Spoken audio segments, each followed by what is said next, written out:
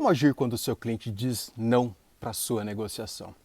Muitos consultores, até os mais experientes, acabam por perder o ritmo da negociação ou se perder na negociação quando levam um não de um cliente.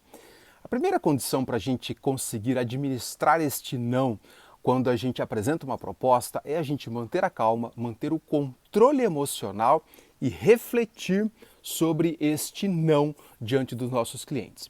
Então a primeira questão que a gente tem, depois de manter a calma, depois de manter esse controle emocional, o que aquele não significa? O que está por trás daquele não? Aquele não ele pode ter múltiplos significados. Aquele não pode significar que não é o tempo de fechar a proposta naquele momento.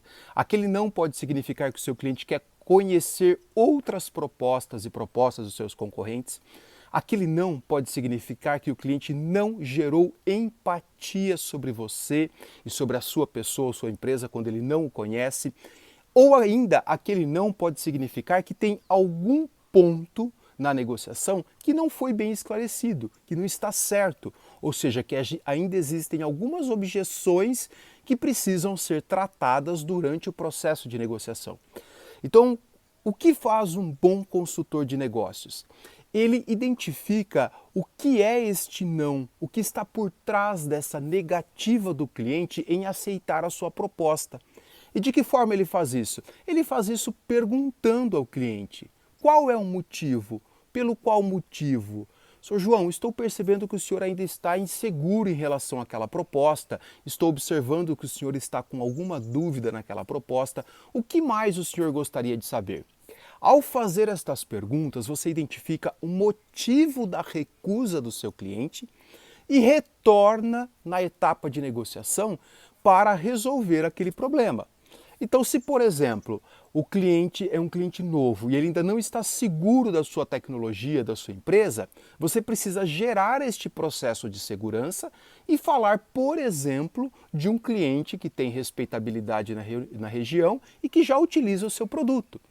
Se, por exemplo, ainda ele tem dúvida em relação ao manejo técnico, em relação à aplicabilidade, ao uso do produto, você precisa explicar melhor como é que acontece.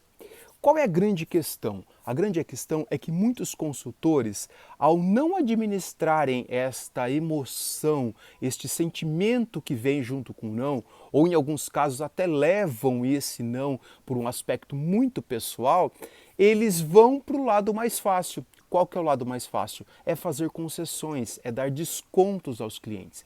Mas nem sempre o lado mais fácil é o lado correto. E na maioria das negociações não é isso que acontece.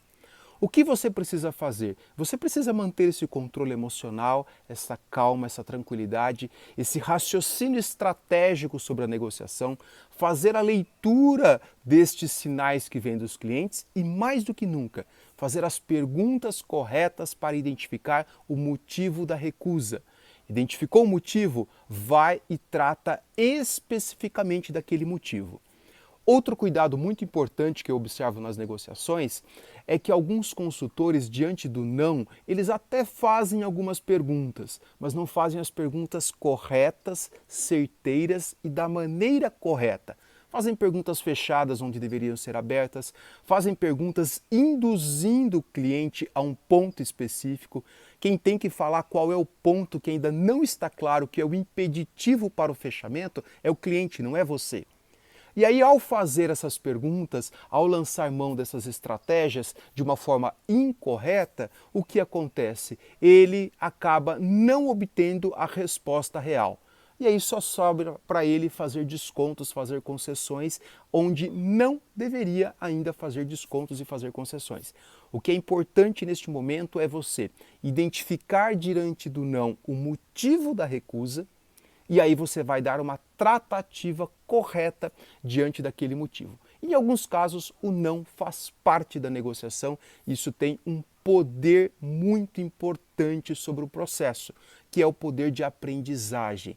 Se for este caso, se ele realmente optar por um outro, pergunte: o que eu posso fazer para voltar a negociar com vocês?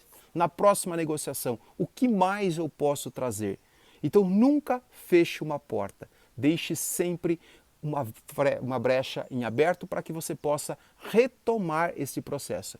Esta conexão, este elo que você mantém com o seu cliente, ele é fundamental tanto para esta negociação quanto para futuras negociações. Tá ok? Boas vendas para vocês!